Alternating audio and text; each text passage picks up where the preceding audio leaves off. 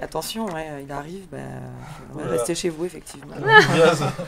Alors, le synopsis que je vais encore lire, hein, je n'ai pas envie de me prendre la tête à écrire des pitchs pour des films qui n'en valent pas la peine. Donc, chez Bzz & Co, usine de tapettes à mouches, les affaires ne marchent plus très bien. Il n'y a pas suffisamment de mouches. Alors que les actionnaires inquiets décident de rationaliser l'usine, un savant fou se penche sur un projet de mouche mutante qui ne tarde pas à attaquer les habitants de la ville. Max, un jeune garçon à la recherche de son père, découvre les manipulations de Bzz & Co. Et, accompagné de sa nouvelle amie Félicie, il part contrer leur plan. Donc, je pense que c'était peut-être pas très compréhensible vu le ton. Si, vous avez compris, c'est bon. C'est un manifeste contre l'industrialisation. Exactement. Il y a un message énorme, un peu comme dans La Jeune fille et les loups, c'est lourd de sens. Non, bon, non, mais sérieusement, ça part pas d'un mauvais sentiment, mais il y a plein d'énormes problèmes dans ce film. Le premier gros problème, c'est que c'est quand même un film d'animation et apparemment, Sarah me disait qu'il n'y avait pas beaucoup de moyens. C'est ce qu'ils ont. Mais n'empêche que moi j'y vais, je m'en fiche de l'historique, hein, je vais voir un film. Et il se trouve que les personnages qui sont donc en pâte à modeler, globalement, les images, le village, les décors, enfin entre guillemets, c'est joli.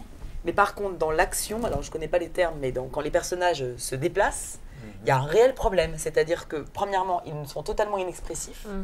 Donc tu ne peux pas, tu ne ressens rien, il n'y a pas de... ouais, voilà, ils sont inexpressifs quoi qu'ils disent, qui est quand même... Et en plus, même dans leurs mouvements, il y a vraiment... C'est très saccadé, c'est pas du tout fluide. Et moi, je suis désolée, mais j'ai un souvenir encore marqué de Mowgli dans le livre de la jungle, qui est quand même un film qui date de je sais plus quand, mais bon, c'était pas de la modeler, hein, je suis d'accord, mais qui était un des premiers films... pas un des premiers films, qui est un vieux dessin animé, et je me souviens que ce qui était génial, c'est qu'il y avait une fluidité dans le déplacement de Mowgli qui m'avait... En dessin, tu peux avoir plus cette fluidité mais dans ce cas-là, pourquoi vouloir faire un effet de style en faisant des personnages en pâte à modeler si tu ne peux pas le faire Voilà, c'est gros mythe, c'est de la pâte. Voilà, et c'est super bien fait. C'est vrai que c'est super bien fait. Donc je veux dire, les mecs ont voulu, ça partait d'un... Voilà, ils ont eu l'ambition de faire ça. Le problème, c'est que si tu peux pas aboutir le truc et le faire jusqu'au bout, ça sert à rien d'en faire des dessins. C'est dommage que c'est un travail colossal. Voilà, ça c'est sûr. Mais il manque vraiment un truc. Donc du coup, cela ajouté, les personnages ne sont pas du tout attachants, donc cela ajouté au fait qu'ils soient inexpressifs, ça nous aide encore moins à nous attacher aux personnages. Il y a plein de choses qui ne sont pas expliquées, qui sont un peu gratuites, c'est-à-dire que il y a un peu plein d'espèces animales. Le personnage principal, qui est donc doublé par Laurent Deutsch, est un renard. Bon, on le comprend au bout de beaucoup de temps dans le film, parce qu'on ne connaît pas du tout le renard. Il y a des renards, il y a des hamsters, il y a des crapauds, il y a un peu toutes sortes d'animaux, des chats, etc. Sauf qu'il n'y a aucun moment où c'est justifié que ce soit des animaux, où il y a une justification, une explication dans le fait qu'ils habitent tous ensemble. Et on se dit, mais pourquoi ils n'ont pas mis des bons hommes? Enfin, toi, Robin des Bois, pourquoi des renards, toi, dans Robin des Bois, c'est tous des oies, des renards. Ouais, c'est vrai. Il n'y a pas d'explication. Je trouve que le renard est rusé, le machin, enfin bon. Je sais pas, ça m'avait moins dérangé, peut-être parce que j'étais plus petite, c'est possible. Mais là, en tout cas, il y a vraiment... Moi, j'attendais que ça ait une utilité. Qu'ils se servent, par exemple, du fait d'être un renard pour faire un truc, que l'autre se serve du fait d'être une souris. Enfin, là, il n'y a pas de... Ils auraient pu mettre des petits bonshommes, ça aurait été la même chose. Et en plus, ça aurait été plus facile de leur faire une expression sur le visage. Et là, ils ont du coup, comme c'est des renards, bon, voilà. Bon, moi, ça m'a vraiment dérangé. Et alors, surtout, le principal défaut, c'est que je pense qu'ils ont voulu faire un film à double lecture, qui soit à la fois pour les adultes et pour les enfants. Et résultat des courses, ils ont réussi à faire un film qui n'est ni pour les adultes, ni pour les enfants. Et je dis pas ça pour faire une blague, c'est réel, c'est-à-dire que pour les enfants, pour les adultes, l'histoire est beaucoup trop simple. C'est vraiment les méchants et les gentils, deux enfants, enfin deux ados qui veulent sauver leur village et attaquer les méchants. Enfin, c'est super simple, ça va pas plus loin que ça. Il n'y a pas d'originalité comme on a pu voir dans les derniers films d'animation comme Monstres et compagnie, etc. Là, il n'y a vraiment aucune... voilà, et donc c'est beaucoup trop niais pour des adultes. Mais d'un autre côté, pour des enfants, il y a des scènes qui sont qui sont un peu violentes, un peu vulgaires, un peu...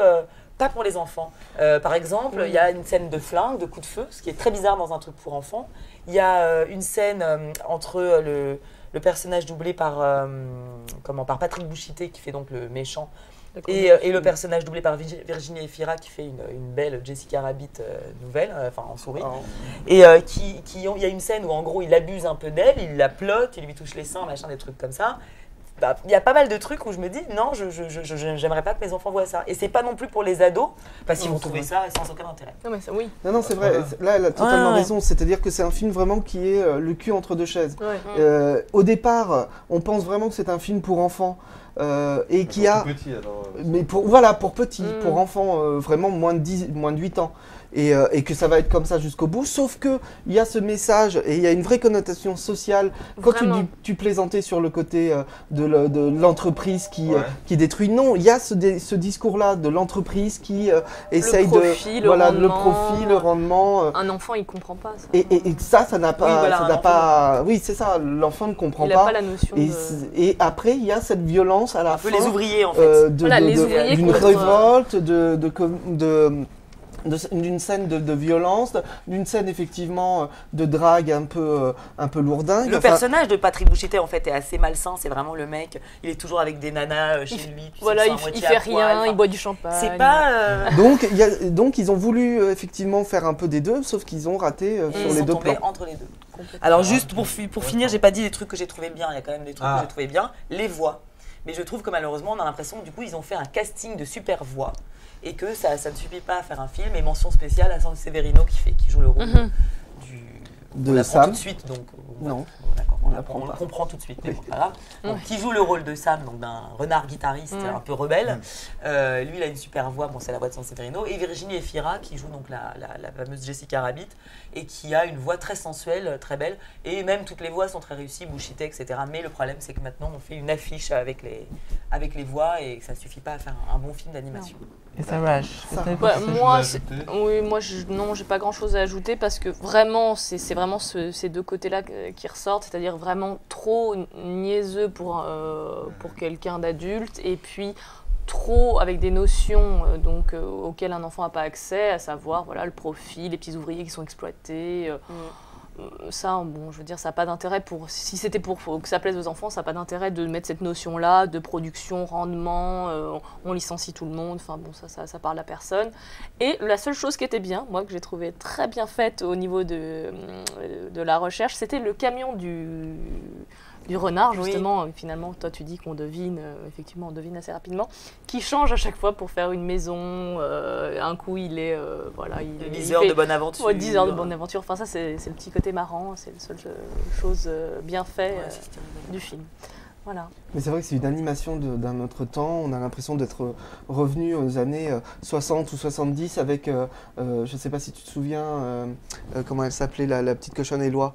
Aglaé Sidonie. Voilà, Aglaé Sidonie. On a le manège enchanté un peu. Voilà, donc c'est une animation comme ça, un petit peu saccadée, un petit peu vieillotte, et pour un propos qui n'a pas lieu d'être dans un film d'animation pour enfants.